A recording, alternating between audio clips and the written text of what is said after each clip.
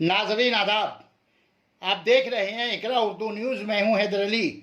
हिंदू मुस्लिम वो मजहब को बिलाताक रखते हुए कोरोना वायरस की दूसरी लहर के दौरान नाफिज लॉकडाउन से मुतासिर लोगों को पेट भर के एक वक्त का अनाज खिलाने के लिए बैरकपुर वार्ड कमेटी 18 की जानिब से काउंसलर नौशाद आलम और उनकी पूरी टीम एकता कमेटी किचन के नाम पर सामने आई, जो हर रोज़ लॉकडाउन से मुतासिर 500 लोगों को दोपहर का खाना खिलाएगी, जिसका इफ्तिताह आज 2 जून को बैरकपुर एमएलए राज चक्रवर्ती के हाथों हुआ।